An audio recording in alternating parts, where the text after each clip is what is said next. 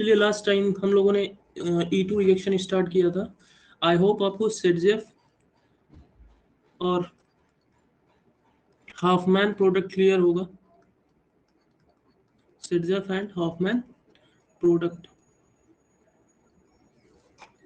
ठीक है।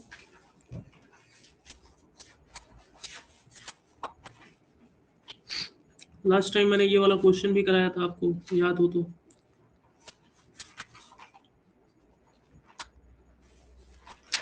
ये रिएक्शन आपको कराया गया था कल लास्ट क्लास में, घर पे इसको आप शायद देखे होंगे। ये रिएक्शन आपको कराया गया था as far as I remember.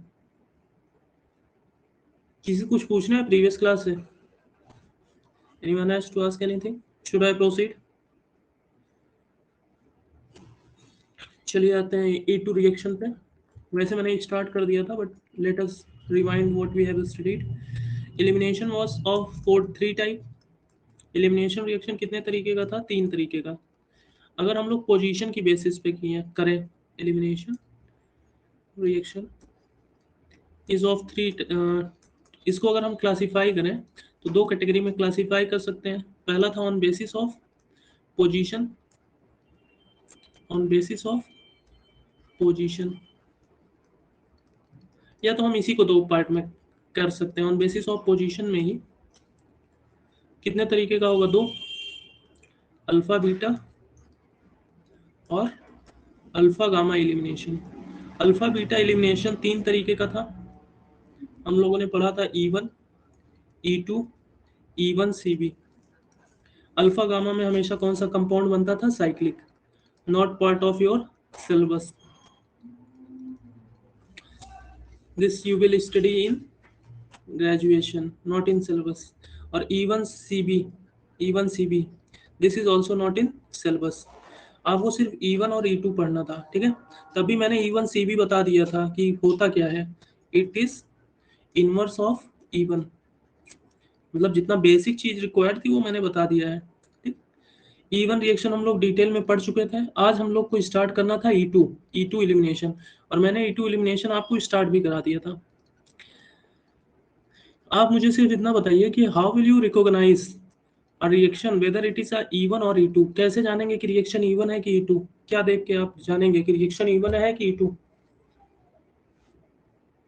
How will you identify whether a reaction is E1 और E2? आंसर करिए। How will you identify whether a reaction is E1 और E2? गुड। बेस देख के। अगर बेस वीक होगा, बेस अगर week होगा, मतलब कि जैसे फॉर एग्जांपल C2H5OH हो गया, CH3OH, मतलब या तो एल्कोहल हो जाए, alcohols are your weak base, या तो आपका वाटर हो जाए। और साथ ही साथ कौन सा सॉल्वेंट होना चाहिए? पोलर प्रोटिक सॉल्वेंट होना चाहिए, पोलर प्रोटिक सॉल्वेंट। यहाँ पर E2 एलिमिनेशन में क्या होना चाहिए? स्ट्रॉन्ग बेस होना चाहिए। स्ट्रॉन्ग बेस मैंने आपको एग्जांपल लिखा भी दिए थे कल, 4-5 एग्जांपल मैंने स्ट्रॉन्ग बेस का लिखाया था। और साथ ही साथ पोलर एप्रोटिक सॉल्वेंट होना चाहिए। और मैंने होमवर्क दिया था कि पोलर एप्रोटिक सॉल्वेंट थोड़ा सा देख लेना। This is your THF, tetrahydrofuran. ये आपका पोलर प्रोटिक सॉल्वेंट होता है। This is your polar aprotic solvent, tetrahydrofuran. और मैंने कहा था कुछ अपने से देख लेना, ठीक है। स्ट्रॉन्ग बेस में NaOH हो गया, KOH हो गया, LiOH हो गया, मतलब कि alkyl plus OH, first group के जितने भी एलिमेंट हैं प्लस OH, ठीक है। अब मैंने बताया था कि E2 elimination reaction takes place in single step. For example this is the reactant,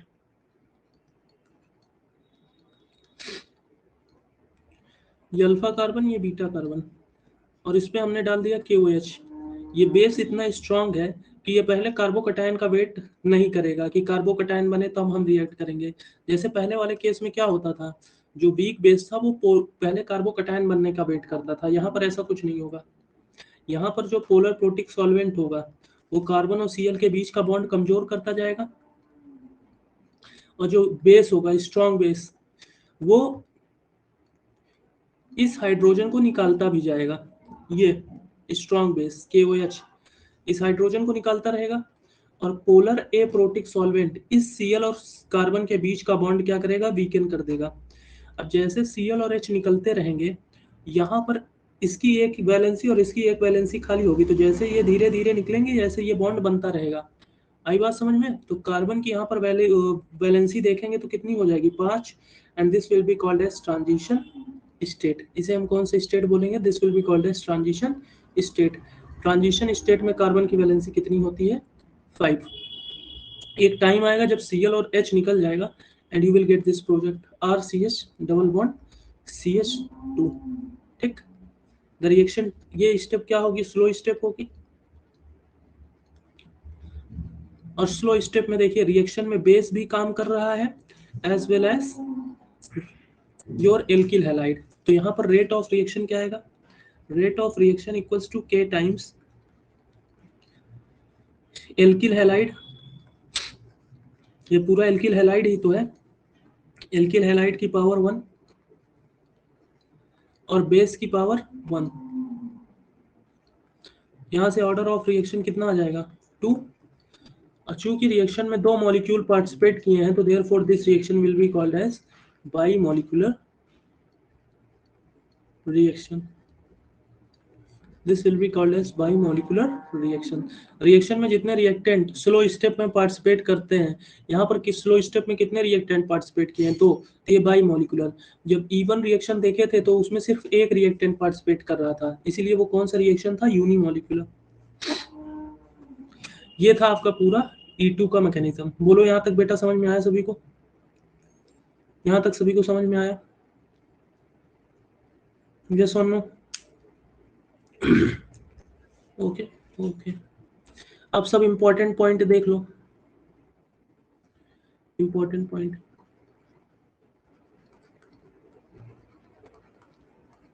फिर मैं क्वेश्चन भी करा देता हूँ इस पे, important points.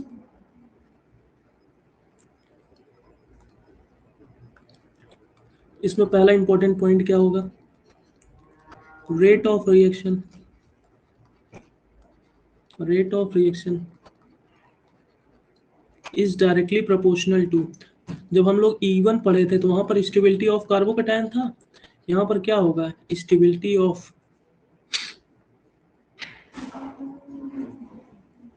Transition state.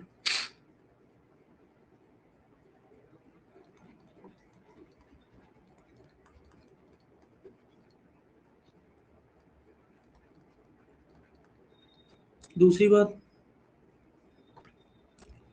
Just wait for a second, मैंने यहाँ पर कुछ गलत लिख दिया था क्या, यहाँ पर E1 रिएक्शन E2,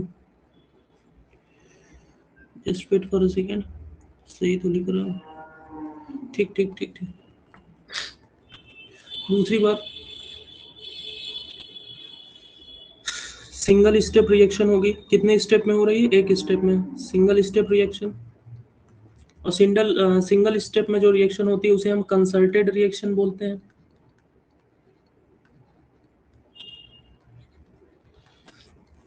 तीसरी बात, rate of reaction equals to K times alkyl halide, को ऐसे लिख दें कोई दिक्कत, एल्किल हैलाइड और बेस की power 1।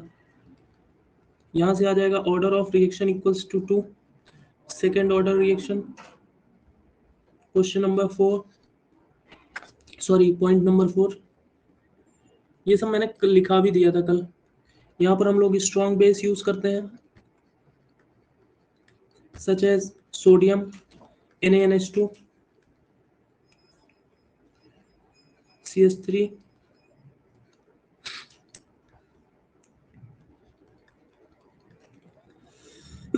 these are your strong base, and all hydrides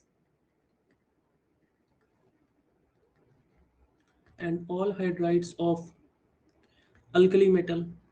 alkali metal आप लोग सभी जानते हैं, जितने भी मेटल ग्रुप 1 में होते हैं, जैसे for example Li Na K Rb CS etcetera. तो इसमें OH जोड़ डाल दिए तो जो बेस बनेगा वो स्ट्रॉन्ग बेस बनेगा। पांचवा,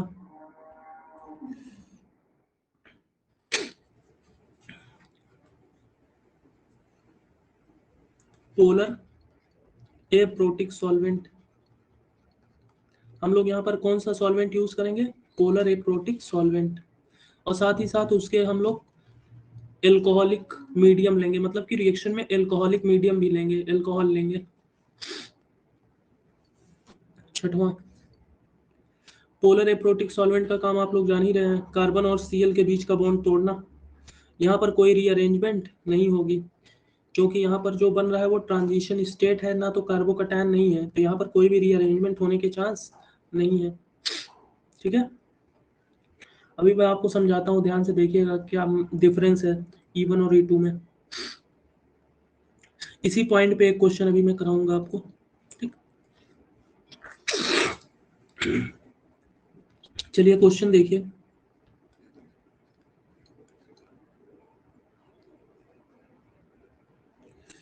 सी दिस क्वेश्चन।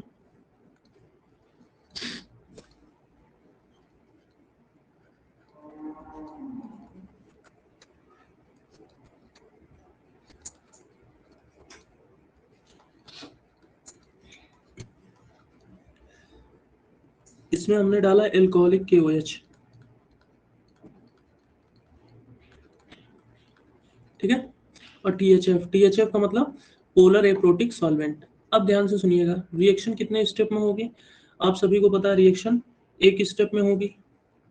तो फाइनल प्रोडक्ट क्या बनेगा हम सिर्फ उसको देख रहे हैं। आपको पता है कि यहाँ से Cl निकलेगा और यहाँ से क्या निकलेगा? हाइड्रोजन निकलेगा। तो जितना E1 में प्रोडक्ट बनने के चांसेस हैं वही आप बना दीजिए। एक प्रोडक्ट तो ये बन सकता है, देखिए एक प्रोडक्ट तो ये बन सकता है। देखो बेटा, ये अल्फा कार्बन है, ये बीटा कार्बन, ये बीटा कार्बन। ठीक, ये अल्फा कार्बन है तो ये भी बीटा कार्बन, और बीटा कार्बन से हाइड्रोजन जुड़ा है। तो ध्यान से देखो कितने बीटा कार्बन है? बीटा कार्बन 3 है, 3 बीटा कार्बन। मगर ये 2 बीटा कार्बन क्या है? सेम है, और एक बीटा कार्बन ये डिफरेंट है, तो 2 प्रोडक्ट बनेंगे। इस वाले में हमने ये वाला हाइड्रोजन निकाला था। जब यहाँ से हाइड्रोजन निकलेगा तब क्या प्रोडक्ट बनेगा? ध्यान से देखिएगा, CH3 CH C। अब यहाँ से हमने Cl निकाला और जो बीटा हाइड्रोजन है वो यहाँ से निकाला। ठीक, तो यहाँ पर क्या हो जाएगा? इन C और इस C के बीच बॉन्ड बन जाएगा CH2 और इस पे जुड़ जाएगा CH3। बताओ इसमें से सेट प्रोडक्ट कौन होगा? और अच्छा ये बताओ, ये समझ में आया कि नहीं क्या मैंने किया? देखो बेटा, जब हम लोग रिएक्टेंट कर रहे हैं तो हम Cl निकालेंगे अल्फा से। अब बीटा पोजीशन से हम हाइड्रोजन निकालते हैं, तो बीटा कार्बन ये भी है, बीटा कार्बन ये भी है, और बीटा कार्बन ये भी है। बट ये दोनों बीटा कार्बन क्या है? सेम है, सेम जैसे है ना, CH3 दोनों पे है। तो एक प्रोडक्ट तो इन दोनों में से कहीं से हाइड्रोजन निकाल के बना लो, और एक प्रोडक्ट यहाँ से हाइड्रोजन। तो जब यहाँ से हाइड्रोजन और यहाँ से Cl निकला तो इन दोनों के बीच डबल बॉन्ड बनेगा और पहला प्रोडक्ट बनेगा। जब यहाँ से हाइड्रोजन निकलेगा, चाहे यहाँ से निकाल दो चाहे ऊपर वाले से, तो यहाँ से जब हाइड्रोजन निकलेगा और यहाँ से Cl निकलेगा तो इन दोनों के बीच डबल बॉन्ड बनेगा, तो 2 प्रोडक्ट बनेंगे। अब ये बताइए कौन सेटजेफ है और कौन हॉफमैन है? पहला सेटजेफ है। पहला कौन सा प्रोडक्ट है? सेटजेफ। कोई बता सकता है पहले में कितना अल्फा हाइड्रोजन है? Very good, very good. पहले में कितने सेटजेफ वो हैं, अल्फा हाइड्रोजन कितने हैं, गिन के बताइए। 12, वेरी गुड। और दूसरे में? Very good. दूसरे में 12 सही बता रहे हैं जितने लोग बता रहे हैं। दूसरे में?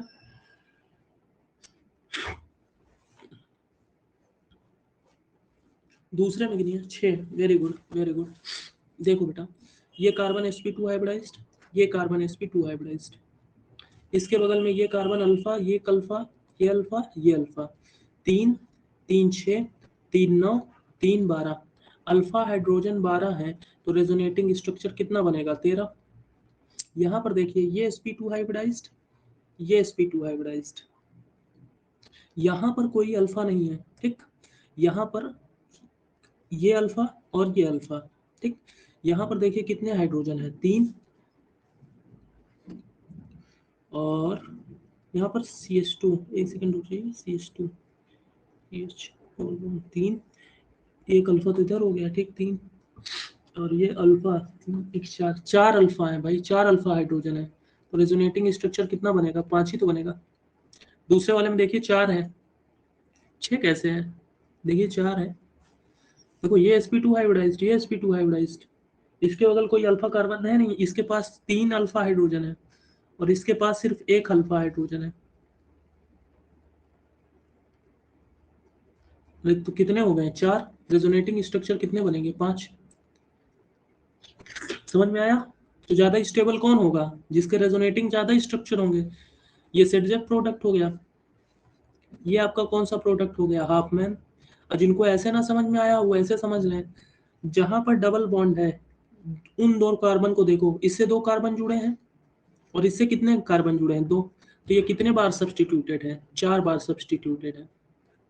इस वाले कार्बन को देखो, इधर इस वाले कार्बन से कोई कार्बन नहीं जुड़ा है तो ये 0 सब्सटीट्यूटेड है, और इधर वाले से 2 कार्बन तो ये 2 सब्सटीट्यूटेड है, तो ज्यादा सब्सटीट्यूटेड ऊपर वाला है। It is substituted by 4 carbon, it is substituted by 2 carbon. तो सेटजेफ क्या कहता है, जो ज्यादा सब्सटीट्यूटेड होगा वो सेटजेफ प्रोडक्ट होगा, तो ये सेटजेफ हो गया, तो नीचे वाला कौन सा प्रोडक्ट हो जाएगा, हाफमैन। बोलो ये बात समझ में आई सभी को? Are you able to identify which will be the Saytzeff and Hofmann product?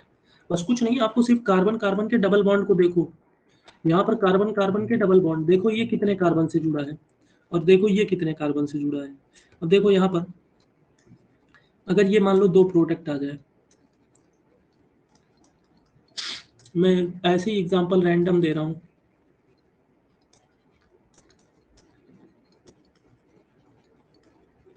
तो देखो यहाँ पर कार्बन कार्बन के डबल बॉन्ड के बगल देखो, इस कार्बन से कितने कार्बन जुड़े हैं, 2, और इस कार्बन से 2, तो इसमें कितने सब्सटीट्यूएंट जुड़े हैं, 4 सब्सटीट्यूएंट। अब इस कार्बन को देखो, इससे सिर्फ एक कार्बन जुड़ा है और इससे 2 जुड़े हैं, तो इसमें कितने सब्सटीट्यूएंट है, 3। सेटजेफ क्या बोला, जिसमें ज्यादा सब्सटीट्यूएंट होंगे वो मेजर होगा, तो ये सेटजेफ प्रोडक्ट हो जाएगा, ये हाफमैन हो जाएगा। ये बात समझ में आई सभी को? Is this clear to everyone? अब यहाँ पर एक अच्छी सी इंपॉर्टेंट नोट डाल लो, यहाँ पर एक अच्छी सी नोट डाल लो,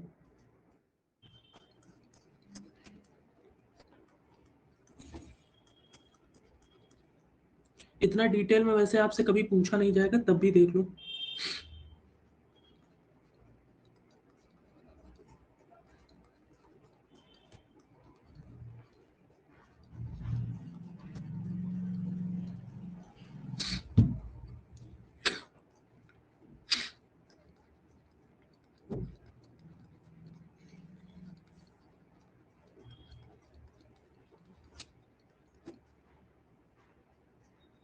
ये सिर्फ नोट याद रखिएगा, एक इंपॉर्टेंट पॉइंट है।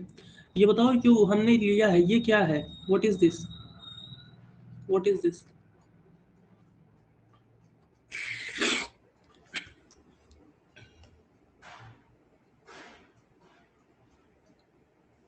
जो मैंने हाईलाइट किया, व्हाट इज दिस?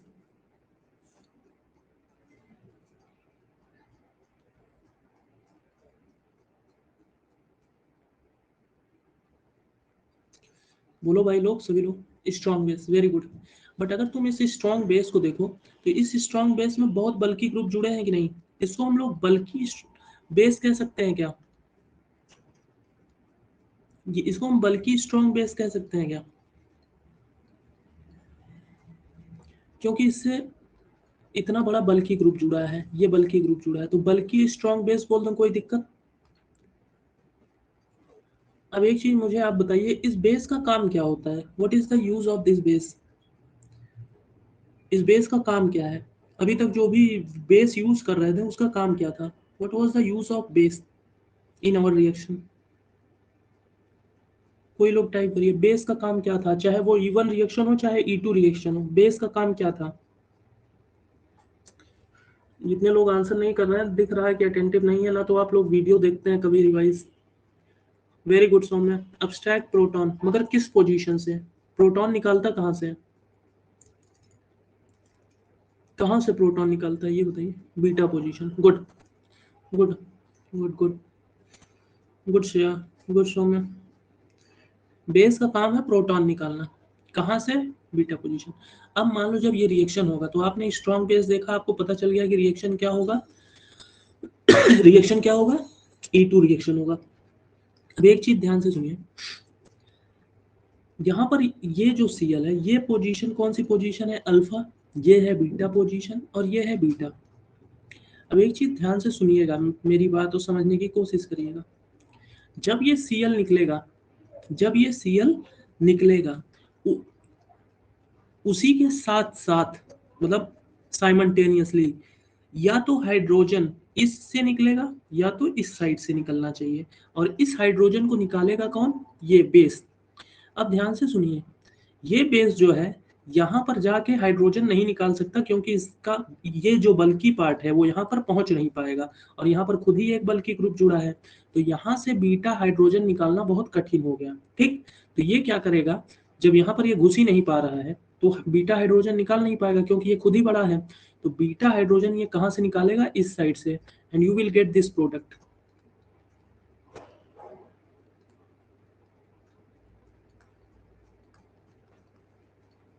यहाँ से Cl निकल गया और यहाँ से हाइड्रोजन निकल गया, तो ये प्रोडक्ट बना। ठीक, बट यहाँ पर ध्यान से देख लो, यहाँ से हाइड्रोजन नहीं निकल पाया। क्यों नहीं निकला? Due to steric repulsion. अब देखो बेटा, निकलना तो यहाँ से हाइड्रोजन चाहिए था, मगर यहाँ पर इतना बल्कि ग्रुप है और यहाँ पर भी इतना बल्कि ग्रुप है कि यहाँ पर हाइड्रोजन निकलना पॉसिबल नहीं है। फिर से एक बार देख लो,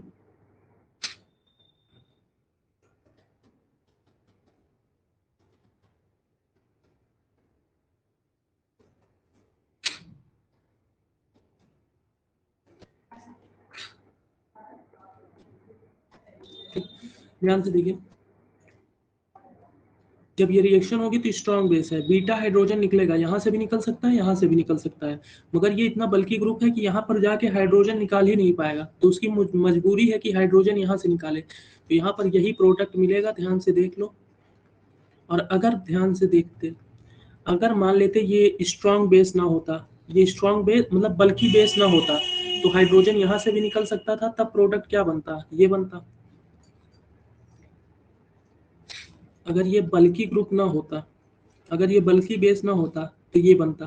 अब तुम बस मुझे ये सब छोड़ो, ये बताओ इसमें से ज्यादा स्टेबल कौन सा है? पहला कि दूसरा? पहला कि दूसरा? ज्यादा स्टेबल कौन है? पहले और दूसरे में ज्यादा स्टेबल कौन है?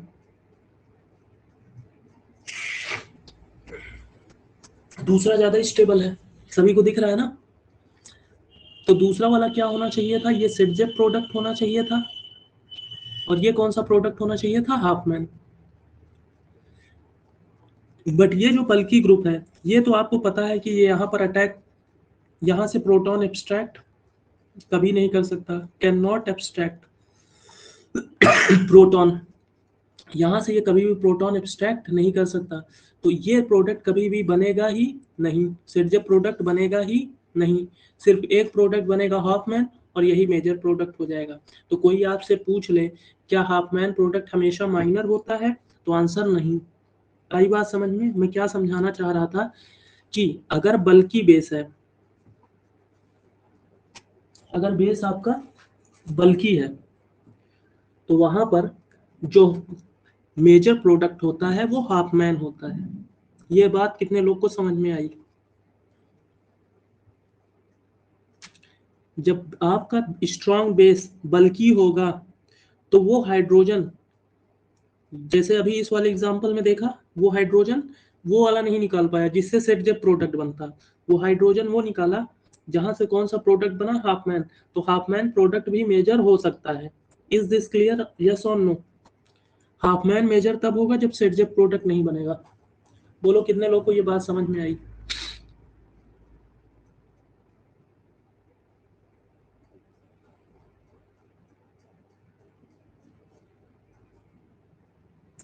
और कोई? प्रियांशी बेटा एक बार और देख लो।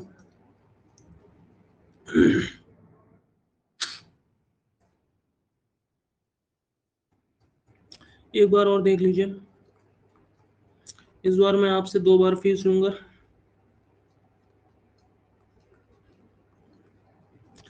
अरे मजाक कर रहा हूँ, परेशान होने की जरूरत नहीं, फिर से देख लीजिए।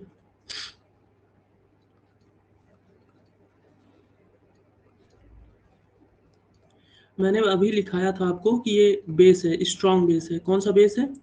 स्ट्रॉन्ग बेस है। स्ट्रॉन्ग बेस आपको देख के पता चल जाना चाहिए कि रिएक्शन E1 नहीं E2 होगा। ठीक है, अब ध्यान से देखिएगा बेटा, आपको पता है ये अल्फा कार्बन है, ये आपका बीटा कार्बन है और ये बीटा कार्बन है। ठीक है, अब ध्यान से सुनिएगा, ये E2 रिएक्शन है तो एक स्टेप में होगा, तो यहाँ से Cl रिमूव होगा और साथ ही साथ बीटा हाइड्रोजन कौन रिमूव कराएगा?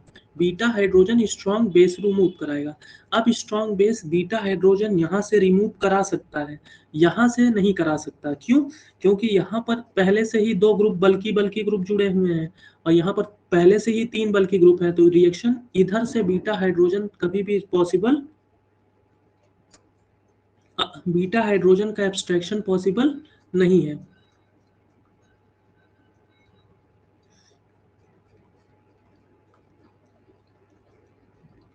Due to steric hindrance. इनके खुद ही 3 सेल लगे हुए हैं बड़े बड़े, जब ये यहाँ से निकालने जाएंगे तो इनके 3 सेल, इनके 2 सेल टकरा जाएंगे, तो ये हाइड्रोजन कभी भी एक्सट्रैक्ट नहीं होगा। तो सिर्फ एक ही बीटा हाइड्रोजन निकल सकता है, ये वाला। कौन वाला? ये। जब ये निकलेगा तो यू विल गेट दिस, यहाँ से Cl निकल गया और यहाँ से हाइड्रोजन, तो ये बनेगा। बट मान लो अगर ये स्ट्रॉन्ग बेस ना होता, मतलब स्ट्रॉन्ग बेस तो होता मगर बल्कि ना होता, जैसे फॉर एग्जांपल NaOH होता, क्या होता? NaOH, तो वो हाइड्रोजन दोनों जगह से निकाल सकता था, तो वो जब इस वाले हाइड्रोजन को निकालता तो प्रोडक्ट क्या बनता? ध्यान से देखो, ये प्रोडक्ट बन जाता। अब आपको पता है कि ये ज्यादा स्टेबल है तो ये ZF है, और ये कौन सा प्रोडक्ट है? हाफमैन। अगर NaOH होता तो ये दोनों बनता, ये मेजर होता और ये क्या होता? माइनर होता। अगर बेस क्या होता? बल्कि ना होता। अगर बेस नॉट बल्कि होता, नॉट बल्कि स्ट्रॉन्ग बेस, अगर बेस बल्कि ना होता तो दोनों प्रोडक्ट बनता, मगर बेस बल्कि है तो यहाँ से हाइड्रोजन ये रिमूव नहीं करा पाएगा, सिर्फ एक प्रोडक्ट बनेगा, ये वाला। उस केस में सेटजेप तो बनेगा नहीं, तो यही प्रोडक्ट क्या हो जाएगा? मेजर हो जाएगा। अब समझ में आया?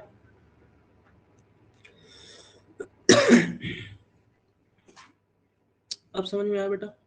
सेटजेप इसलिए नहीं बनेगा क्योंकि उस सेटजेप बनने के लिए वो वाला हाइड्रोजन निकलना चाहिए, ये वाला, और ये हाइड्रोजन निकल नहीं सकता क्योंकि यहाँ पर इन भाई साहब का जो सर है वो जाएगा ही नहीं। बोलो कितने लोग को ये बात समझ में आई? एक एक चीज क्लियर हो रही है? ये सब चीजें एक एक आप प्रदीप पढ़ोगे तब मिलेगा।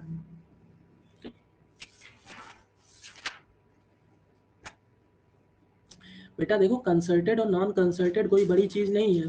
जो रिएक्शन एक स्टेप में होती है उसे हम बोलते हैं कंसल्टेड रिएक्शन। ठीक, जो रिएक्शन एक स्टेप में होती है उसे कंसल्टेड रिएक्शन बोलते हैं, और जो रिएक्शन एक से ज्यादा स्टेप में होती है या 2 स्टेप में होती है उसे नॉन कंसल्टेड बोलते हैं। ठीक, तो कहीं पर कंसल्टेड रिएक्शन लिखा है तो इसका मतलब it is a single step reaction. जैसे for example we can say that SN2 and E2 is a concerted reaction, तो इसका मतलब ये रिएक्शन कितने स्टेप में हो रही है? एक स्टेप में। और SN1 and E2 is non consulted. समझ में आया Saumya?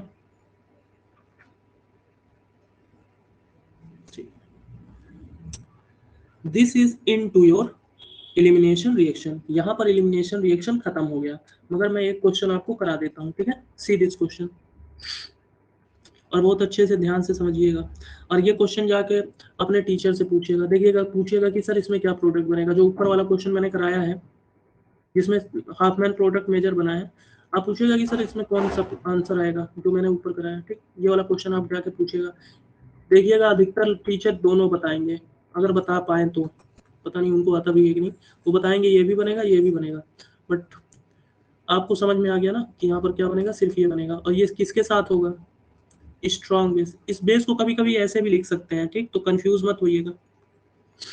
R3O minus Na plus, इस तरीके भी लिख सकते हैं। जब आपको चीजें आती रहे तो दूसरे पे टेस्ट करना चाहिए। चलिए एक क्वेश्चन देखिए और बहुत ध्यान से देखिएगा, ये आपके पूरे चैप्टर का बेसिस बन जाएगा।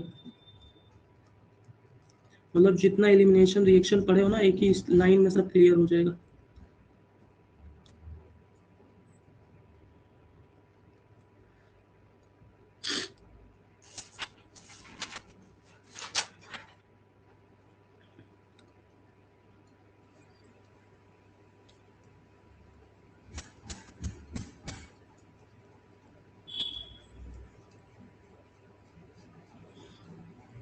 देखो बेटा, वीडियो जितने भी मैं चीज़ें पढ़ा रहा हूँ उसको आप डिटेल में 2-2 बार 3-3 बार पढ़िए, तब जाके चीज़ें अच्छे से समझ में आएंगी। नींद में बैठेंगे तो चीज़ें भूलते रहेंगे, ठीक। पहला वाला देख के बताइए, जो पहला मैंने लिखा है वो कौन सा रिएक्शन होगा? पहला रिएक्शन अब समझ में आने लगा? रिएक्शन देख के पहचान तो लोगे E1 है कि E2। दूसरा वाला रिएक्शन क्या होगा? दूसरा रिएक्शन E2। कम से कम ये तो तुमको समझ में आने लगा, E1 E2। तो ये रिएक्शन क्या होगा? E1। ये कौन सी रिएक्शन होगी? E2। अब ध्यान से सुनिएगा मैं कर क्या रहा हूँ, दोनों की मैकेनिज्म लिख रहा हूँ, ठीक। पहले स्टेप में क्या बनेगा? यहाँ पर आप जानते हैं ये कितने स्टेप में चलता है? 2 स्टेप में। क्या बना यहाँ पर? क्या बना यहाँ पर? पहले स्टेप में किसी को दिक्कत तो नहीं है? पहले स्टेप में किसी को दिक्कत? पोलर प्रोटिक सॉल्वेंट कार्बोकैटायन बनवाएगा। कितने डिग्री का बना? कितने डिग्री का? कितने डिग्री का बेटा? 1 डिग्री। प्रियांशी बेटा 1 डिग्री है। यहाँ पर रीअरेंजमेंट हो सकता है कि नहीं? यहाँ पर रीअरेंजमेंट होगा कि नहीं? यस और नो? ठीक, यस। अब देखो बेटा, जब रीअरेंजमेंट होगा तो ये कितने डिग्री का कार्बोकैटायन है? 1। यहाँ पर कोई हाइड्रोजन तो है नहीं, तो यहाँ पर कौन सा ग्रुप शिफ्ट होगा? मेथिल ग्रुप शिफ्ट होगा। और ये मेथिल ग्रुप कहाँ पर आ जाएगा? यहाँ पर। और ये पॉजिटिव चार्ज कहाँ पर चला जाएगा? यहाँ पर। तो यहाँ पर रीअरेंजमेंट होगा और यहाँ पर हम लोग लिखेंगे 1,2 मेथिल शिफ्ट, क्योंकि यहाँ पर हाइड्रोजन नहीं है शिफ्ट होने के लिए। तो कार्बन से CH3 जाएगा and you will get this CH3, CH3। यहाँ पर आ जाएगा पॉजिटिव चार्ज, यहाँ पर CH2, CH3। कितने डिग्री में कन्वर्ट हो गया बताएंगे? कितने डिग्री में कन्वर्ट हुआ? 3 डिग्री। गुड। तो 2 डिग्री कार्बोकैटायन रीअरेंज होके क्या बना लिया? 3। यहाँ पर कौन सा रिएक्शन हुआ? रीअरेंजमेंट। और ये रिएक्शन क्यों हुआ? यहाँ पर पोलर प्रोटिक सॉल्वेंट की वजह से हुआ था। पोलर प्रोटिक सॉल्वेंट ने कार्बन और Cl के बीच का बॉन्ड तुड़वाया था। अब यहाँ पर किसका रोल आएगा बेटा? ये स्टेप क्या होगा? स्लो होगा। अब यहाँ पर किसका रोल आएगा? अब यहाँ पर कौन रोल प्ले करेगा सेकंड स्टेप में? अब कौन रोल प्ले करेगा?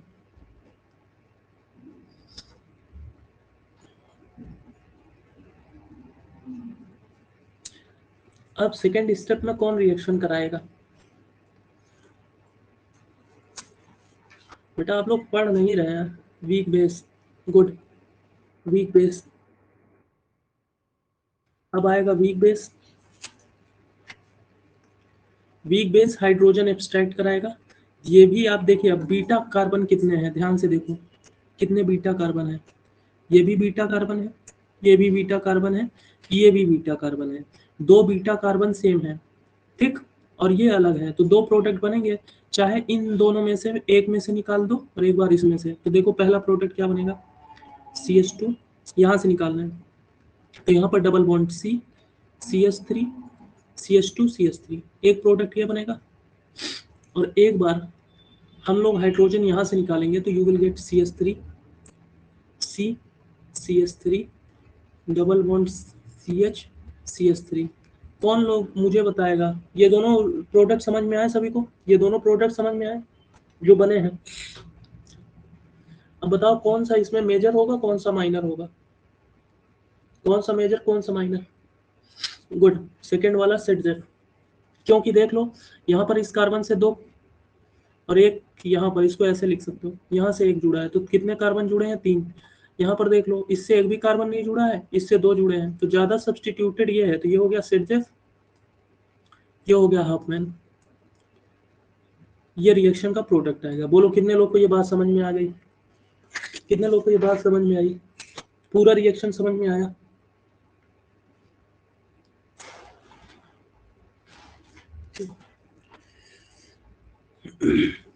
अब आइए इसको देखिए, ध्यान से देख लो। अब यहाँ पर E2 रिएक्शन है, सिंगल स्टेप में होनी है, यहाँ पर कोई रीअरेंजमेंट होना नहीं है। यहाँ से Cl निकलेगा। अब देखो अगर ये अल्फा कार्बन है, ठीक, तो ये कार्बन क्या हो गया? Beta carbon. ठीक, ये अगर अल्फा कार्बन है तो ये बीटा कार्बन हो गया। और कोई बीटा कार्बन तो है नहीं, यहाँ पर कोई बीटा कार्बन दिख रहा है? और हाँ बेटा, E2 reaction is similar to SN2 because it follows property like SN2 reaction. डिक्टो। E2 reaction 2 step में होती है, सॉरी 1 स्टेप में, SN2 भी 1 में होती है, उसका भी ऑर्डर 2, इसका भी ऑर्डर 2। समझ में आया? यहाँ भी ट्रांजिशन स्टेट बनता है, वहां भी बनता है, दोनों सिमिलर रिएक्शन है।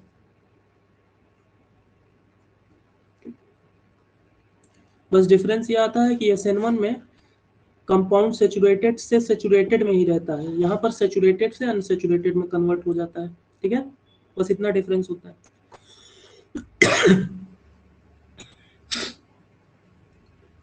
अब यहाँ पर देखो, ये कार्बन अल्फा है, अल्फा से Cl निकलना है और स्ट्रॉन्ग बेस बीटा से हाइड्रोजन निकालेगी। यहाँ पर बीटा हाइड्रोजन है ही नहीं, किसी को दिख रहा है बीटा हाइड्रोजन?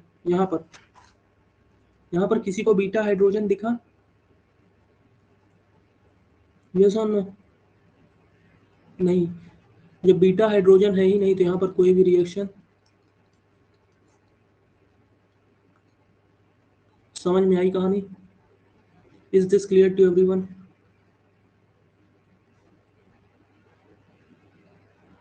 यहाँ पर कोई रिएक्शन ही नहीं होगी क्योंकि भाई Cl निकलेगा और साथ ही साथ ये जो बेस है वो बीटा हाइड्रोजन निकालने जाएगा।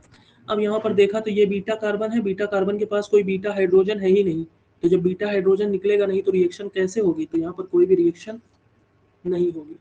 तो कृपया करके रिएक्शन करने से पहले होश में देख लेना। अगला क्वेश्चन एक और देख लो, एक क्वेश्चन और दिखा देता हूँ आपको, नहीं तो एग्जाम में जाके बैंड बजवा के चले आए इतने सभी लोग।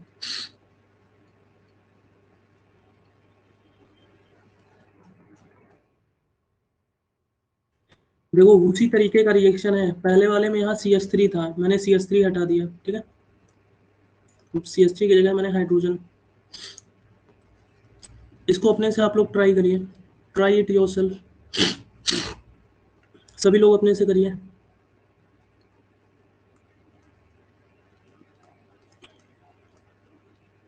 एक 2 मिनट का मैं टाइम दे रहा हूँ, पहले आप लोग अपने से कोशिश कर लीजिए एक बार।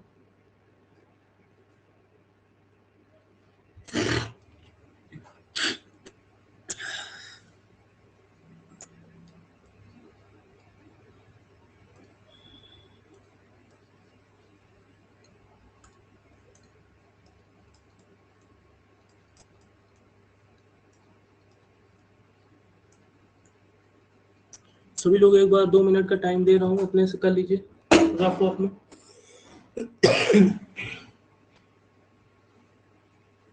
2 मिनट का टाइम मैं दे रहा हूँ, ट्राई करिए।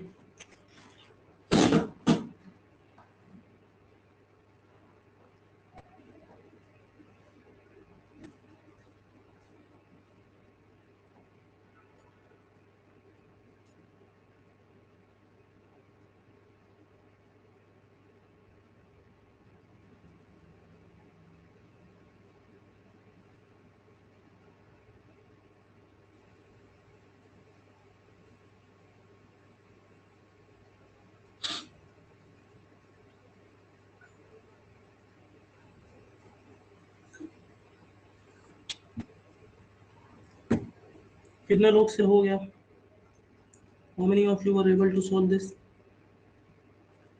एनीवन?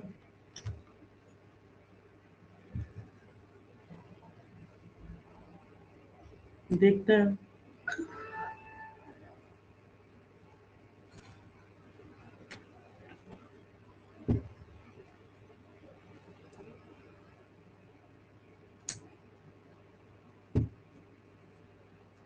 देखो बेटा, अगर मैकेनिज्म पढ़े हो अच्छे से तो तुमसे कोई चीज गलत नहीं होगी। डिपेंड करता है मैकेनिज्म अच्छे से पढ़े हैं कि नहीं।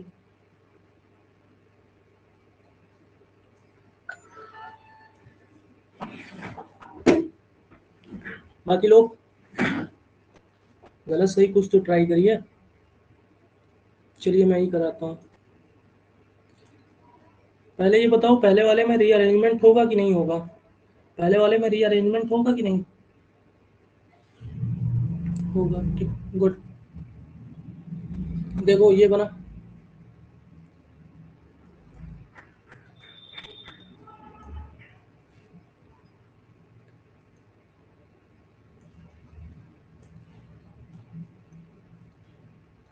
पहले स्टेप में Cl निकला, कार्बोकैटायन बना कितने डिग्री का? 1 डिग्री का कार्बोकैटायन। ये बताओ, यहाँ पर मेथिल शिफ्ट होगा कि हाइड्रोजन शिफ्ट होगा? हाइड्रोजन शिफ्ट कि मेथिल शिफ्ट? हाइड्रोजन। जब हाइड्रोजन है तो मेथिल को कष्ट देने का कोई मतलब नहीं है। पॉजिटिव चार्ज यहाँ चला गया, हाइड्रोजन यहाँ चला गया, पॉजिटिव चार्ज यहाँ आ गया। ये बन गया आपका कितने डिग्री का कार्बोकैटायन? 3 डिग्री का कार्बोकैटायन।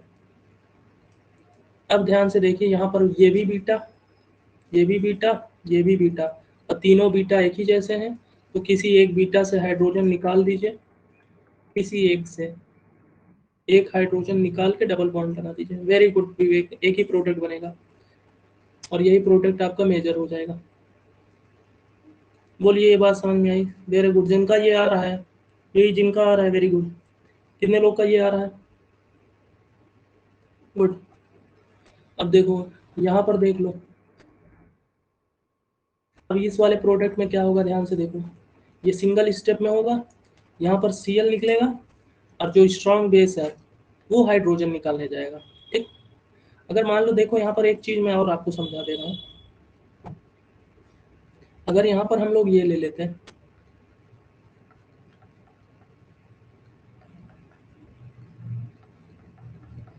पहले ये वाला केस देख लो, तो यहाँ पर जानते हो Cl निकलेगा पहले स्टेप में, और ये जो बेस है वो कहाँ पर जाएगा? बीटा से हाइड्रोजन निकालना है, तो बीटा ये है, तो बीटा में ये हाइड्रोजन है, तो यहाँ से ये हाइड्रोजन निकालेगा and you will get CH3 CCH3, और यहाँ से डबल बॉन्ड CH2, ये प्रोडक्ट बन जाएगा। बोलो यही बनेगा? यही आ रहा है सबका? अगर ये ले लिए होते तो आपको पता है ये भी क्या है? स्ट्रॉन्ग बेस है। ये भाई साहब यहाँ से हाइड्रोजन एक्सट्रैक्ट कर ही नहीं पाएंगे। आपको पता है ना इनकी मजबूरी, इनका सर भारी है, तो ये अपना इतना बड़ा हेड लेके यहाँ से हाइड्रोजन एक्सट्रैक्ट नहीं करा पाएंगे, क्योंकि यहाँ पर दो बल्कि ग्रुप जुड़े हैं, तो यहाँ पर रिएक्शन जो होगी वो क्या होगी? नहीं होगी। कितने लोग को ये बात समझ में आ गई? कितने लोग को ये बात समझ में आ गई?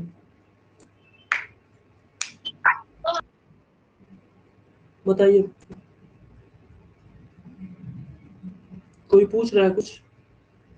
मजा आई E1 E2 रिएक्शन पढ़ के? रटना तो नहीं है? कुछ लगा कि हाँ मजा आ गई? एग्जाम में देखो बेटा, मजा तभी आएगी जब आप प्रैक्टिस करोगे। ठीक। अब क्लास की लिमिट है, मैं आपको 4-5 क्वेश्चन करा सकता हूँ, और आप अगर कर ही नहीं रहे हैं घर पे होमवर्क, तो उससे नहीं, आपके एग्जाम में इतना कठिन क्वेश्चन नहीं आएगा। ये जो 2 क्वेश्चन आपको करा दिए गए हैं, ये वाला और इससे ऊपर वाला, इससे कठिन क्वेश्चन आपके एग्जाम में कभी नहीं आएगा। बट बशर्ते आप प्रैक्टिस करते हैं कि नहीं, ये इंपॉर्टेंट रोल प्ले करता है ना। अब देखिए, हम लोग पढ़ क्या रहे थे? We were doing the chemical properties of haloalkane and halo haloalkane. और देखो जिनका ये चैप्टर अच्छे से तैयार हो गया उनको अल्कोहल, फेनॉल, ईथर और कार्बोक्सिलिक एसिड एकदम हल्का लगेगा, हलवा लगेगा। इसीलिए कह रहा हूँ एक एक वीडियो कम से कम 3-3 बार देख डालो। उससे मुझे कोई फ़ायदा नहीं होगा, यूट्यूब चैनल तो है नहीं कि उससे मेरी अर्निंग होगी, तुम्हारे फ़ायदे के लिए बोल रहा हूँ। हेलो एल्केन 3 तरीके के रिएक्शन देते हैं। पहला आपको मैंने पढ़ाया था न्यूक्लियोफिलिक सब्स्टिट्यूशन रिएक्शन। देखो इसी क्लास में अभी कितने लोग भूल गए होंगे, अभी देखो मैं प्रूफ कर देता हूँ। Halo alkane nucleophilic substitution reaction क्यों देते हैं? Halo alkane nucleophilic substitution reaction क्यों देते हैं? कितने लोग को याद है बताइए?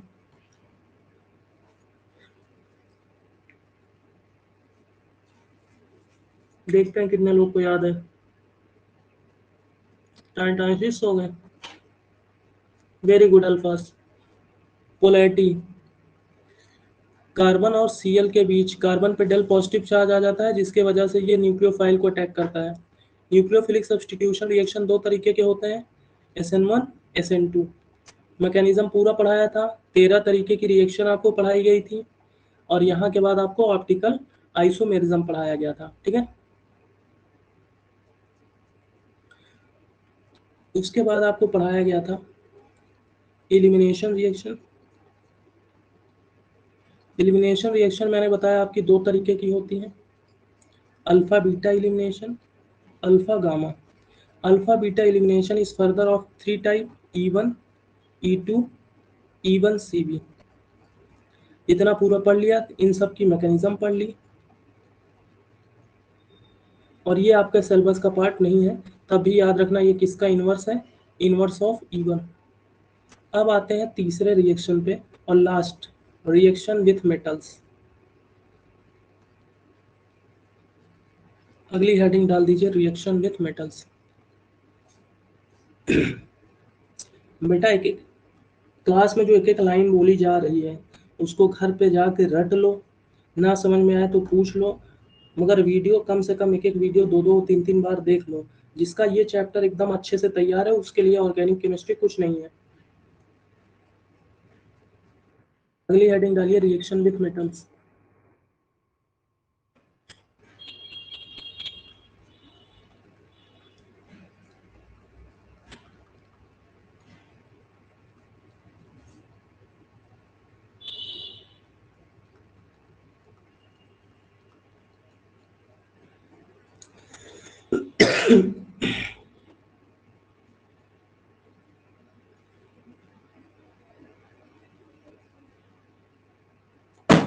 Reaction with metals. Sir E2 क्या reaction halogen and water form होगा? E2 क्या reaction halogen and water form होगा? बेटा सौम्या क्या कह रही है मुझे समझ नहीं है, आपने क्या कहा? सर E2 क्या reaction halogen and water form होगा?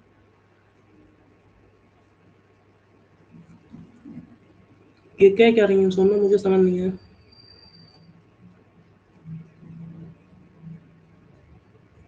मतलब हैलोजन और वाटर फॉर्म होता है। साइड प्रोडक्ट पूछ रही हैं क्या आप? साइड प्रोडक्ट आप पूछ रही हैं क्या?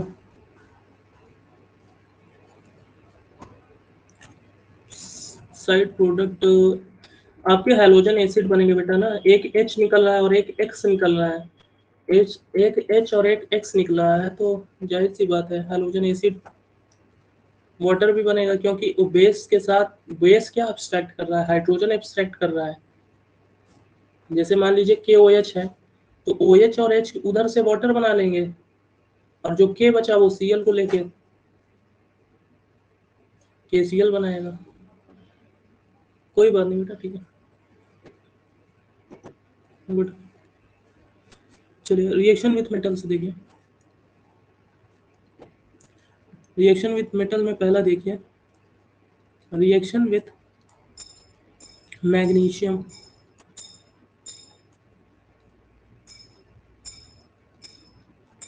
रिएक्शन विथ मैग्नीशियम, एक चीज याद रखना, जितने भी रिएक्शन विथ मेटल्स होंगे, कोई भी ऑर्गेनिक कंपाउंड अगर मेटल के साथ रिएक्ट करेगा तो वहां पर हम लोग ड्राई ईथर जरूर यूज करेंगे, ठीक है। कोई भी कार्बन कंपाउंड मेटल के साथ रिएक्ट करता है तो वहां पर ड्राई ईथर आपको हमेशा देखने को मिलेगा। ड्राई ईथर क्या करता है, जो कंपाउंड बनता है उसको स्टेबलाइज करता है। अभी समझाऊंगा कैसे, ध्यान से सुनिएगा। This is your alkyl halide, इसका रिएक्शन हम Mg के साथ कराएंगे तो ध्यान से सुनिएगा क्या होगा। Mg जो है इन दोनों के बीच इंसर्ट हो जाएगा and you will get RMgX। Mg metal है तो मेटल पे चार्ज पॉजिटिव, R नेगेटिव है तो इस पे charge negative. This is called Grignard reagent, अच्छे से याद रख लेना। This is very important reagent, Grignard reagent. जैसे for example CH3 CH2Cl plus Mg in presence of dry ether. यहाँ पर मैंने ड्राई ईथर लिखना भूल गया था, ड्राई ईथर। Mg जो होगा वो कार्बन और Cl के बीच जाके घुस जाएगा and you will get CH3 CH2 MgCl। अब आपको पता है कि Mg पे चार्ज क्या होगा, पॉजिटिव होगा, तो इस पे चार्ज क्या होगा, negative. This is called Grignard reagent.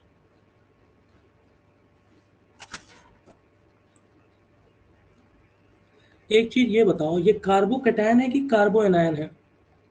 Is it carbocation और कार्बोएनायन?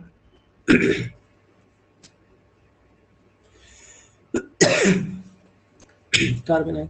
याद रखना, Grignard reagent is a good source of carbanion. ये किसका सोर्स होता है, कार्बे एनायन का।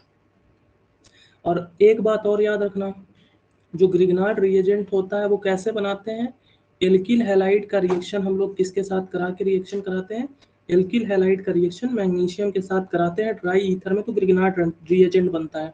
और ग्रिग्नार्ड रिएजेंट किसका सोर्स है, कार्बे एनायन का। और ध्यान से सुन लो, जब कार्बन और मेटल के बीच बॉन्डिंग हो जाए, जब कार्बन और मेटल के बीच बॉन्ड बने, तो ऐसे कंपाउंड को हम लोग बोलते हैं ऑर्गेनोमेटेलिक कंपाउंड।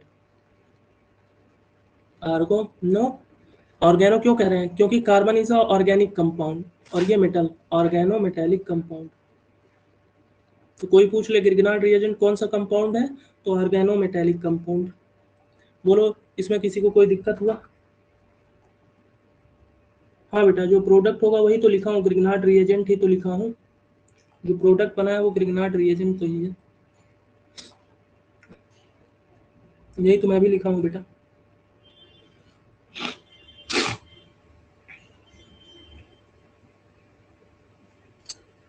बोलो कितने लोग की ये बात समझ में आई?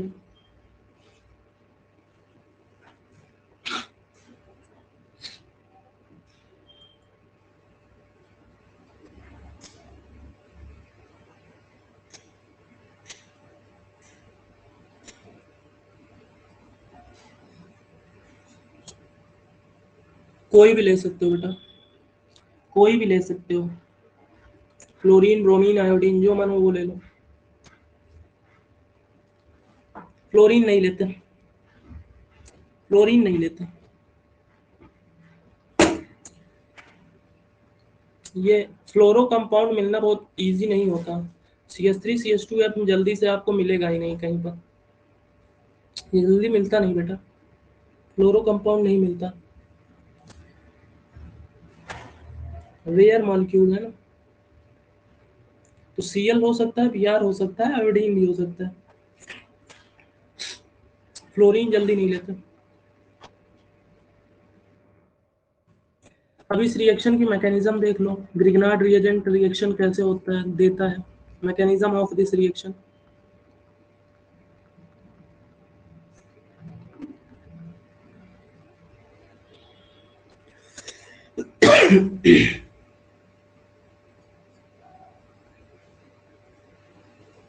ध्यान से देखो, मैकेनिज्म एकदम सरल सा मैकेनिज्म है। मैग्नीशियम का एटॉमिक नंबर 12 है, इसमें तो किसी को दिक्कत नहीं, 2 8 2। मैग्नीशियम को नियॉन जैसे बनना है, मतलब 2 8। ये तो कक्षा 10 की केमिस्ट्री है, तो ये 2 इलेक्ट्रॉन लूज करेगा कि नहीं, ये 2 इलेक्ट्रॉन लूज करेगा, यस और नो। मैग्नीज क्या करता है रिएक्शन में, पहले स्टेप में मैग्नीज 1 इलेक्ट्रॉन निकालता है, मैग्नीज रिमूव्स 1 इलेक्ट्रॉन। तो मैग्नीज के पास आउटर मोस्ट में पहले 2 इलेक्ट्रॉन थे, इसने 1 इलेक्ट्रॉन दे दिया, तो कितने इलेक्ट्रॉन बचे इसके पास? 1। इसने 1 इलेक्ट्रॉन निकाल दिया, ठीक है। अब ये जो मैग्नीज है वो RX मतलब जो आपका एल्किल हैलाइड था उससे रिएक्ट करने जाएगा। तो ध्यान से सुनिएगा, R और X में जो बॉन्ड बना होगा वो कितने इलेक्ट्रॉन से बना रहा होगा? 2। चीज X क्या होता है, ये 2 इलेक्ट्रॉन लेके भाग जाता है, R पे आएगा चार्ज पॉजिटिव और X पे चार्ज आएगा नेगेटिव। इसके पास हो गई इलेक्ट्रॉन की कमी। मैग्नीशियम ने कहा भाई तुम्हारे ही लिए तो हमने इलेक्ट्रॉन दिया ही था एक, तो लो 1 इलेक्ट्रॉन ले लो। तो जब R को मैग्नीज 1 इलेक्ट्रॉन देगा तो ये इलेक्ट्रॉन किस पे आ गया? R पे। और चूंकि मैग्नीज ने इलेक्ट्रॉन दिया तो R और मैग्नीशियम के बीच बॉन्ड भी बनेगा, और चूंकि मैग्नीज ने इलेक्ट्रॉन दिया है तो मैग्नीज पे चार्ज आ जाएगा पॉजिटिव। और ये जो X भाई साहब थे ये अपना पीछा R से छुड़ा लिए, मगर अब इनके ऊपर चार्ज पॉजिटिव है और इनके ऊपर चार्ज नेगेटिव है, तो ये इसके साथ जुड़ के आयनिक बॉन्ड बना लेंगे। कौन सा बॉन्ड? आयनिक। तो याद रखना ग्रिगनार्ड रिएजेंट में 2 तरीके के बॉन्ड होते हैं। पहला, R और Mg के बीच जो बॉन्ड होता है, अब चूंकि R ने इलेक्ट्रॉन लिया था तो R पे नेगेटिव चार्ज भी आएगा कि नहीं, तो इनके बीच जो बॉन्ड होता है ये 1 इलेक्ट्रॉन की शेयरिंग की वजह से हुआ है। मैग्नीज ने अपना 1 इलेक्ट्रॉन शेयर किससे किया? R। तो ये बॉन्ड होगा कोवेलेंट, और यहाँ पर फोर्स ऑफ अट्रैक्शन के कारण हुआ है, तो ये बॉन्ड क्या होगा? Ionic bond. याद रखना ग्रिग्नार्ड रिएजेंट में 50% कोवेलेंट बॉन्ड होता है और 50% आयनिक। एक बार फिर से समझा दे रहा हूँ, ध्यान से देख लो। मैग्नीशियम को स्टेबल होना है, उसको 2 इलेक्ट्रॉन निकालना था, ठीक। तो मैग्नीशियम के पास 2 इलेक्ट्रॉन था, इसने सिर्फ 1 इलेक्ट्रॉन निकाला, तो अभी 1 इलेक्ट्रॉन है, ठीक। अब क्या करेगा मैग्नीज RX के बीच के बॉन्ड को तोड़वाएगा। चूंकि X इलेक्ट्रोनेगेटिव है तो ये दोनों इलेक्ट्रॉन लेके भाग गया। R पे चार्ज क्या आएगा? पॉजिटिव, और X पे चार्ज क्या आएगा? नेगेटिव, जब ये टूट जाएगा बॉन्ड। अब R पे इलेक्ट्रॉन की कमी हो गई। इस कमी को पूरी करने के लिए मैग्नीज ने अपना 1 इलेक्ट्रॉन R के साथ शेयर कर दिया। तो R ने जब इलेक्ट्रॉन शेयर करके लिया तो इस पे 1 इलेक्ट्रॉन आया, और चूंकि इसने इलेक्ट्रॉन लिया तो इस पे चार्ज नेगेटिव। और चूंकि मैग्नीज ने इलेक्ट्रॉन शेयरिंग करते वक्त अपना इलेक्ट्रॉन मैग्नीज की तरफ शिफ्ट किया तो इस पे पॉजिटिव चार्ज। अब जैसे ही मैग्नीज पे पॉजिटिव चार्ज आएगा, इस X पे नेगेटिव चार्ज है, तो इनके बीच लगेगा electrostatic Coulombic force of attraction. तो ये दोनों आपस में जुड़ जाएंगे और ये बॉन्ड कैसा हो जाएगा? आयनिक। और ये दोनों बॉन्ड क्या हो गया? कोवेलेंट। तो 50% ionic bond and 50% covalent bond. बोलो, ये बात समझ में आई?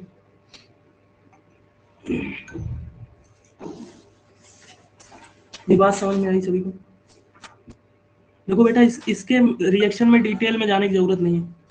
इसके रिएक्शन के डिटेल में जाने की जरूरत नहीं है आपको उतने। बस ये याद रखना रिएक्शन में बीच में कैसे आएगा। प्रशांत भट्ट, दिमाग खोल के एक बार सुन लो बेटा। एक मैग्नीज में 12 इलेक्ट्रॉन है। मैग्नीज अपना 1 इलेक्ट्रॉन पहले देगा, तो इससे 2 इलेक्ट्रॉन थे, 1 बचे, और 1 इलेक्ट्रॉन इसने दे दिया, बाहर फेंक दिया।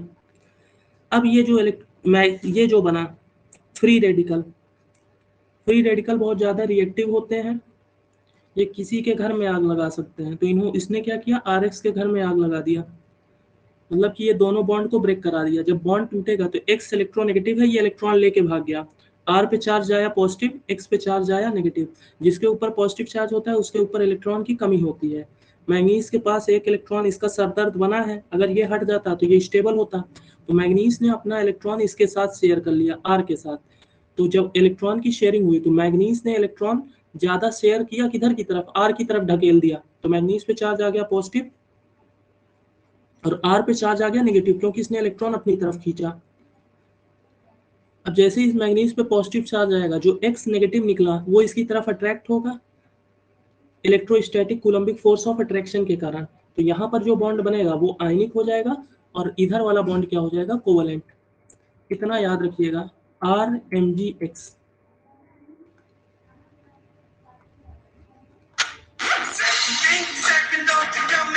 Just wait for a second, wait.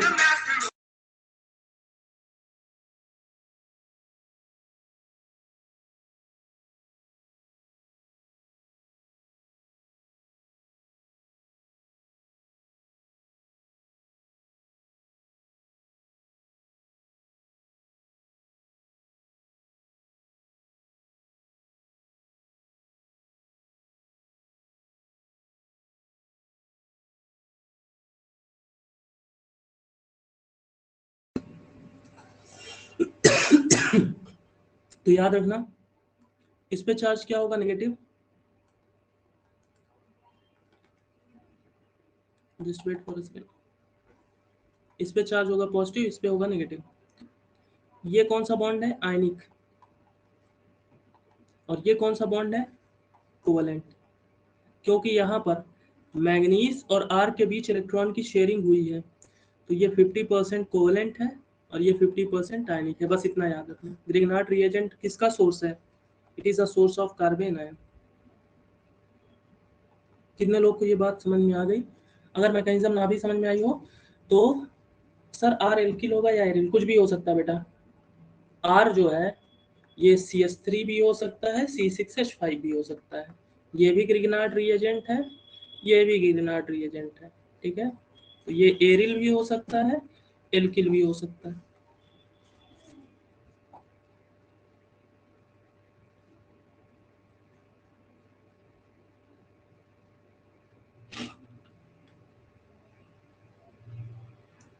आई बात समझ में? ठीक।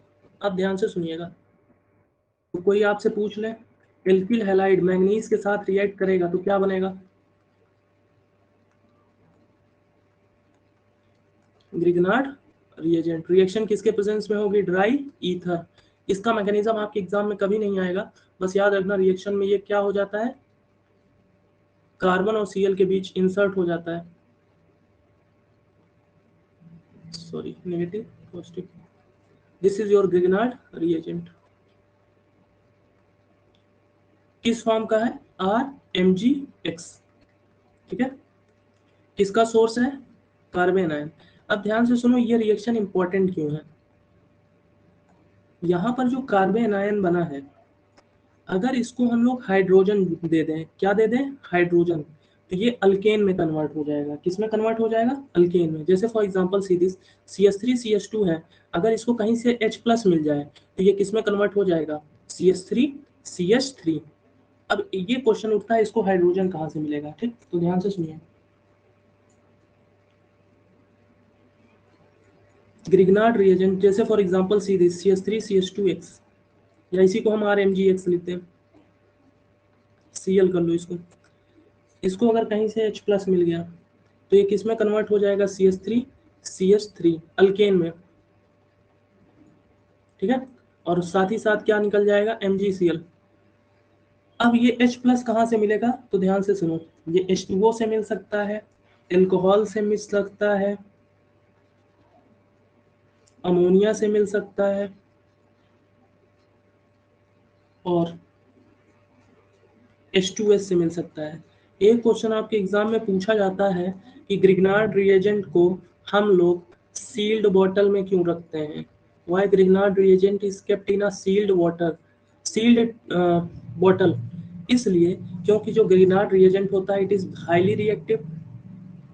अगर बॉटल खुली रह गई और जो आपके एटमॉस्फेयर का मॉइस्चर है वो वहां से हाइड्रोजन लेके किस में कन्वर्ट हो जाएगा, अल्केन में।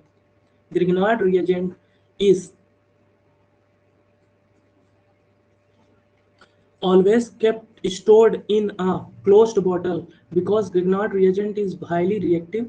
It may react with the moisture of the atmosphere to form alkane.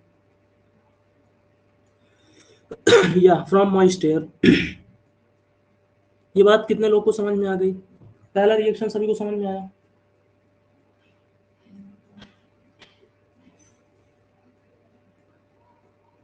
ठीक, गुड।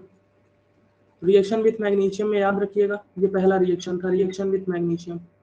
अब देखिए हम लोग पढ़ क्या रहे हैं, रिएक्शन विथ मेटल्स। किसका रिएक्शन मेटल के साथ, हेलो एल्केन का। इसमें हम लोगों ने पहला रिएक्शन कौन सा पढ़ लिया, पहला रिएक्शन हम लोगों ने पढ़ लिया रिएक्शन विथ मैग्नीशियम। अब दूसरा रिएक्शन देखिए, reaction with sodium.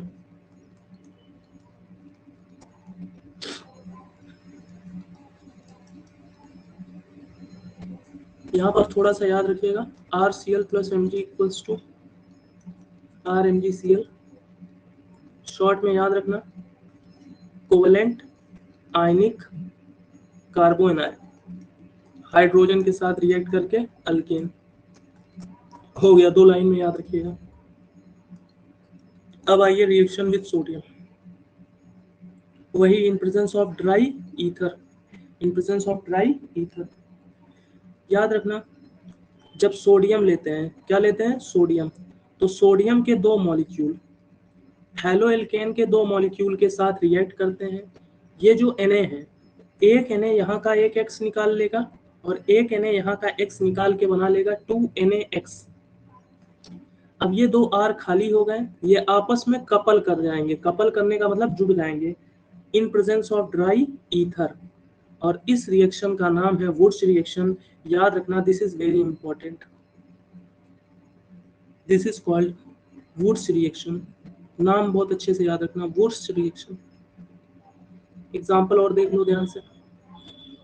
CH3 CH2 Cl in presence of Na dry ether. कहीं पर आपको लिखा दिख गया सोडियम इन ड्राई ईथर, तो यहाँ पर 2 लगा लेना, यहाँ पर 2 लगा लेना। यहाँ पर क्या निकल जाएगा? 2NaCl। ये एक Na, 2Na 2Cl निकालेंगे, और ये कैसे मॉलिक्यूल है? ऐसे है ना, 2CH3 CH2 Cl।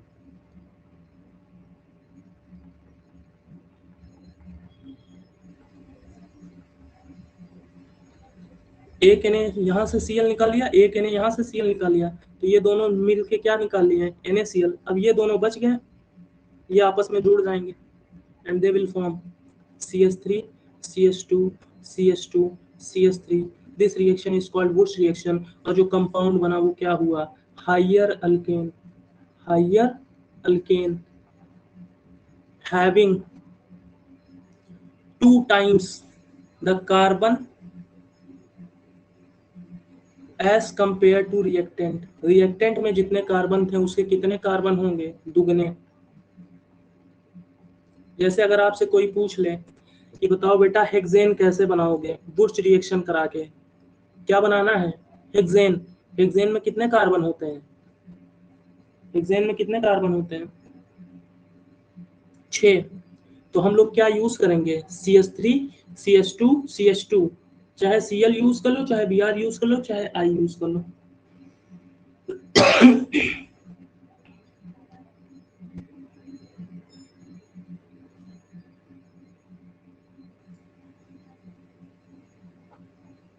बोलो ये बात समझ में आई?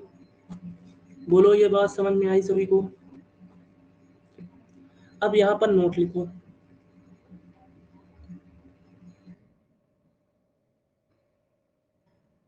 Wurtz reaction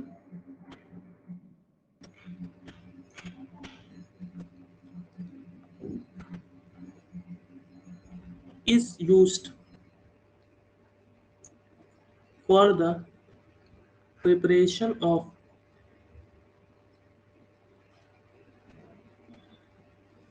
symmetrical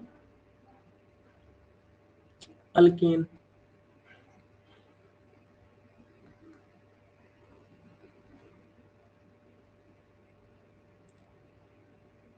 Then yield is good। ध्यान से सुनो, कहने का मतलब क्या है। मान लो तुमने CH3 CH2 Cl plus Cl CH2 CH3 plus 2Na use किया है ड्राई ईथर। जो दोनों एल्किल हैलाइड यूज किया है वो सेम है कि डिफरेंट है? सेम एल्किल हैलाइड है। तो यहाँ पर क्या प्रोडक्ट बनेगा? CH3 CH2 CH2 CH3। जो अल्केन बना वो सिमेट्रिकल है कि नहीं? 2 इक्वल भाग में कट सकता है, तो ये सिमेट्रिकल अल्केन होगा। जब दोनों एल्किल हैलाइड सेम होंगे तो ये जो प्रोडक्ट बनता है इसका यील्ड ज्यादा होता है, मतलब हाई क्वांटिटी में बनता है। बट मान लो तुमने ये कर दिया,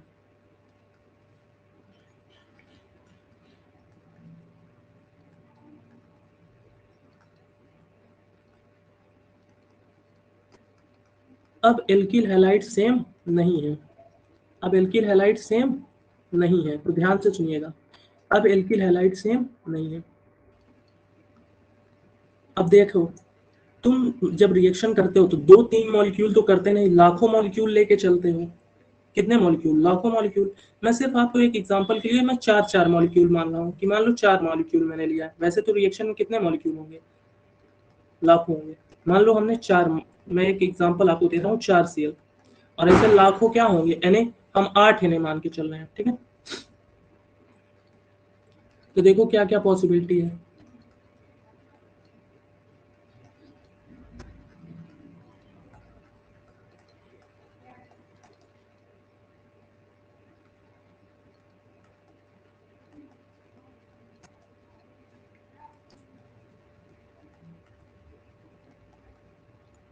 ऐसे लाखों मॉलिक्यूल्स होंगे। अब ध्यान से देखो, ये दोनों आपस में कंबाइन हो सकते हैं और क्या बना सकते हैं, CH3, यहाँ से Cl और यहाँ से Cl निकल गया, CH3, CH2, CH2 में आके क्या जुड़ जाएगा, CH3, एक प्रोडक्ट ये बन सकता है, ठीक है। दूसरा प्रोडक्ट देखिए,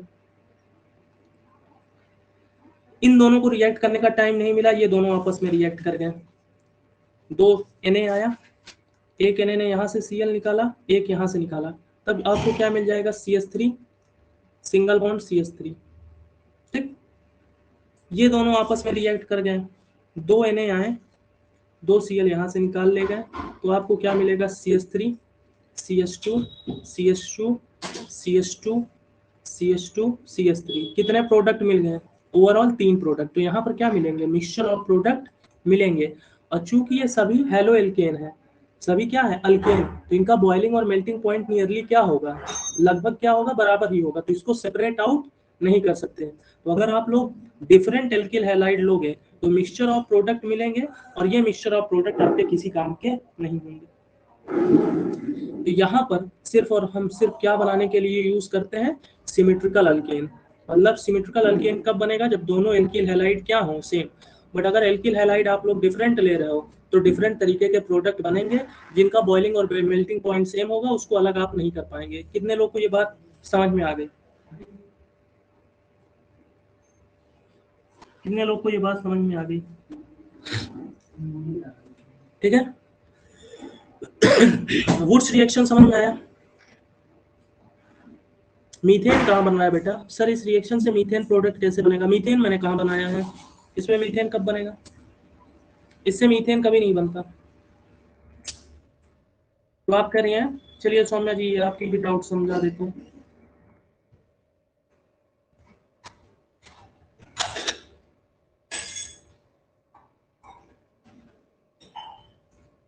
भाई मान लो तुम एल्किल हैलाइड लोगे, तो कोई भी एल्किल हैलाइड लोगे तो कम से कम एक कार्बन तो लेना ही पड़ेगा ना, एल्किल हैलाइड में एक कार्बन तो लोगे ही ना, और दूसरा एल्किल हैलाइड का भी एक कार्बन, तो इसमें सबसे जो छोटा कंपाउंड बनेगा वो ईथेन बनेगा।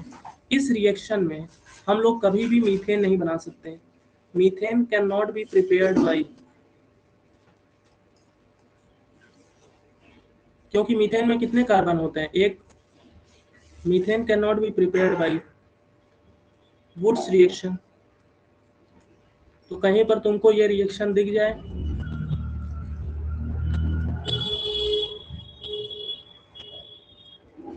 ये जो 2 आर है इसको आर आर लिख देना बस, रिएक्शन कंप्लीट। अगर ये दोनों सेम है तो ईल्ड ज्यादा होगी, अगर डिफरेंट है तो मिक्सचर ऑफ प्रोडक्ट, मीथेन नहीं बन सकता। समझ में आया सौम्या। अरे भाई 2 कार्बन के कंपाउंड बनेंगे,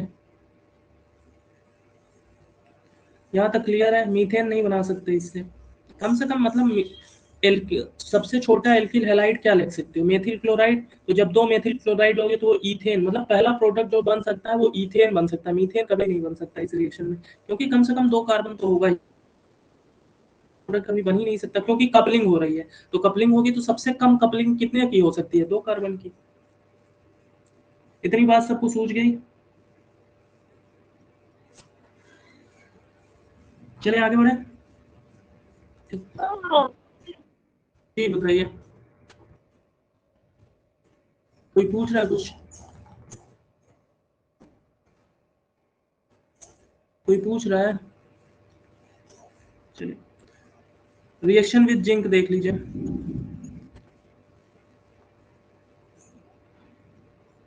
रिएक्शन विद जिंक,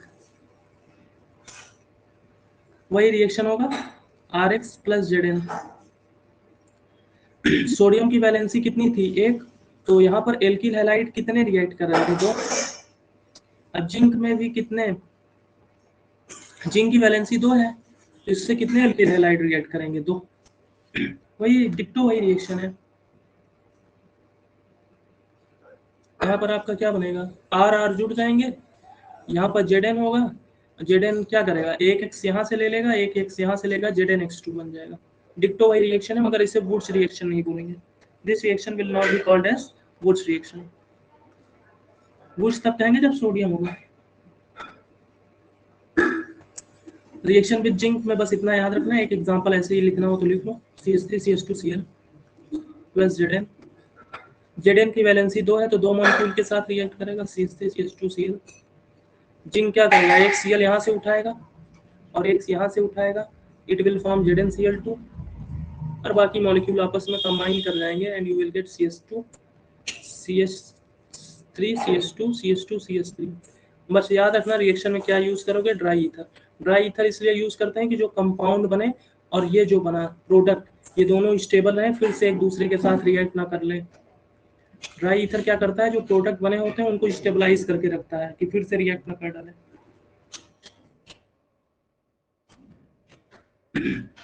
अगला और लास्ट, रिएक्शन विथ लिथियम, ये लास्ट टॉपिक है। Reaction with lithium,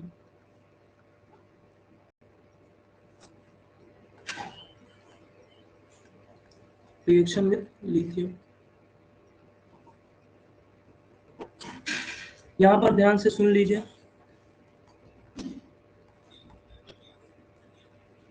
alkyl iodide, जब लिथियम का रिएक्शन हम लोग कराते हैं तो एल्किल आयोडाइड को ज्यादा प्रीफर करते हैं।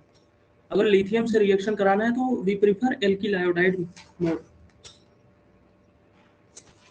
यहाँ 2 लिथियम के मॉलिक्यूल रिएक्ट करते हैं, और ध्यान से सुनिएगा, ड्राई ईथर के प्रेजेंस में यहाँ पर रिएक्शन थोड़ा डिफरेंट होती है। बाकी केस में आप देखिए अल्केन बना था, यहाँ पर अल्केन नहीं बनता। यहाँ पर एक एलाई जो है वो आयोडीन को रिप्लेस करके खुद जुड़ जाएगा, और एक एलाई आई के साथ लिथियम आयोडाइड बना लेगा।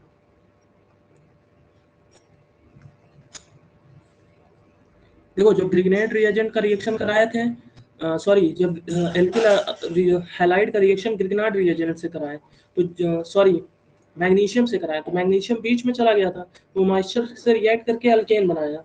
वुड्स रिएक्शन में भी अल्केन बना, जिंक के साथ भी जिंक के साथ भी अल्केन बना, मगर यहाँ पर क्या बना? Alkyl lithium. क्या बना? Alkyl lithium. इसको हम एल्किल बोलते हैं, या तो आप इसको एथिल लिथियम कह सकते हैं, एथिल लिथियम। अब ध्यान से सुनिएगा, ये इंपॉर्टेंट इसलिए है, बस इतना याद रखिएगा, आपका रिएक्शन यहीं तक है, एग्जाम में सिर्फ यहीं तक याद रखना है आपको। मगर यहाँ पर एक लाइन और देख लीजिए, 2 एथिल लिथियम जो है ये कॉपर सल्फाइड CuS के साथ रिएक्ट करके बनाते हैं CH3 CH2 CH3 CH2 CuS plus Li, यहाँ पर क्यूप्रस आयोडाइड होगा। Just wait for a second, CuI2 होगा यहाँ पर, just wait for a second, wait.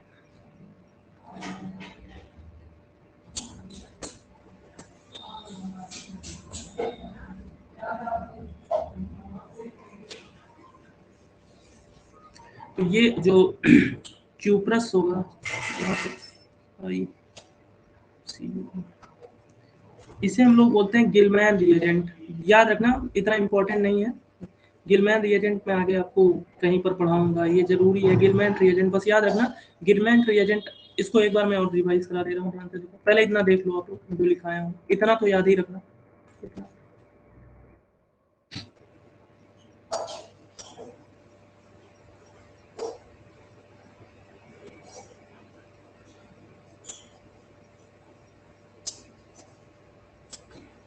Gillman reagent में आगे आपको पढ़ाऊंगा, परेशान मत होइए, बस यहाँ तक याद रखिएगा, रिएक्शन लिखते थे।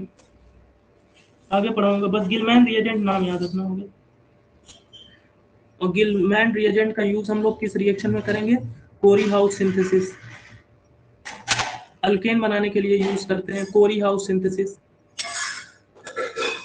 अल्केन बनाने के लिए यूज करते हैं और इस रिएक्शन को कोरी हाउस सिंथेसिस कहते हैं। आगे कहीं ना कहीं ये जरूर आएगा, कोरी हाउस सिंथेसिस अल्केन बनाने के लिए यूज होता है।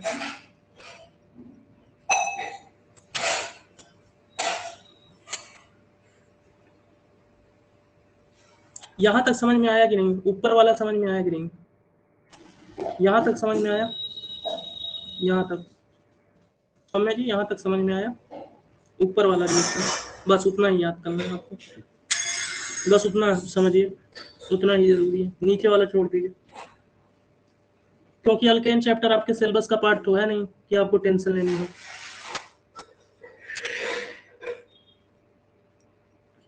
चलिए अब सुनिए, हमारा यहाँ पर खत्म हो गया chemical property of halo alkane, ठीक, पूरा डिटेल से।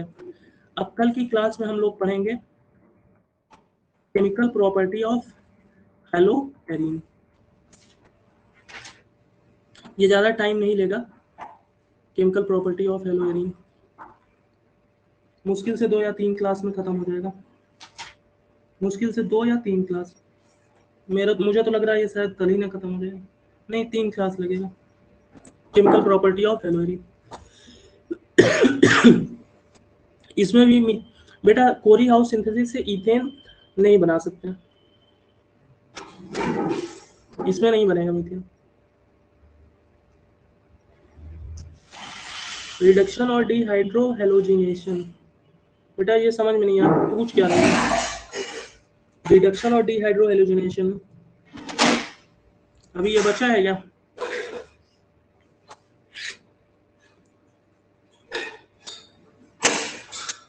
चलिए मैं देखता हूँ क्या बचा है, बट कल से हम लोग प्रॉपर्टी स्टार्ट करेंगे, chemical property of hello arene. अगर देख लेंगे कुछ बचा होगा तो वो पढ़ा दूंगा मैं, chemical property of hello arene. अब मेरे पार्ट से देखिए, मैं एक टॉपिक आपको नहीं पढ़ाऊंगा, हाँ करा दूंगा वो भी, परेशान मत होइए। मैं एक टॉपिक आपको नहीं पढ़ाऊंगा, जैसे आपको क्लोरोफॉर्म हो गया, डीडीटी हो गया, ये सब किताब में लिखिए, जाके रट लेना, ठीक है? सब टाइम वेस्ट करने की जरूरत नहीं है, किताब उठाओ और रट लेना, इतना तो कर लेंगे ना, इतना तो वो पढ़ाए ही होंगे आपके स्कूल में, ये तो टॉपिक पक्का पढ़ाए होंगे, डीडीटी क्लोरोफॉर्म, ठीक है? तो उनसे रट लेना भाई, मेरी तरफ से ये नहीं पढ़ाऊंगा मैं। एग्जाम में यही पूछेंगे, डीडीटी का स्ट्रक्चर बना दो और बता दो इसके हार्मफुल इफेक्ट्स क्या है, तो इतना नहीं कर पाओगे। लास्ट टॉपिक अपने से कर लोगे? तो देखो आज कितनी तारीख है? 14, ये मान के चलिए 17 तक ये कंप्लीट हो जाएगा, ठीक? 17 के 2 दिन में मैं क्वेश्चन कराऊंगा, 20 तक, 17, 18, 19, 3 दिन में क्वेश्चन कराऊंगा, ठीक? उसके बाद 20 तारीख से आपका एल्कोहल फिनॉल ईथर चलेगा, और अगर आप लोग ये चैप्टर अच्छे से पढ़े रहेंगे तो अब आपका सिलेबस वो पेज खींचेगा, ठीक है? हाँ उसको रटना ही है, समझ में आया यहाँ तक? अब घर पे जाके एक एक वीडियो दोबारा देखिए, अच्छे से समझिए, ठीक है? कम से कम SN1 SN2 reaction, elimination reaction तो एकदम जवान पे आपको रटी होनी चाहिए।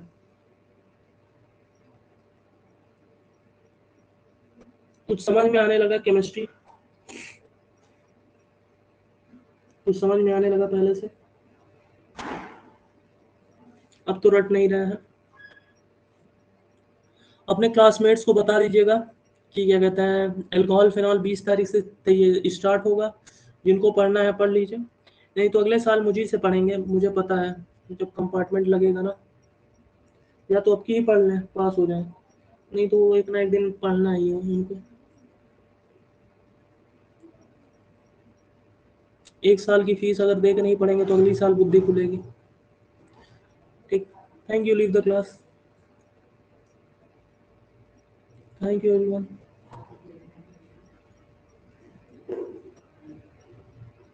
Thank you, leave the class.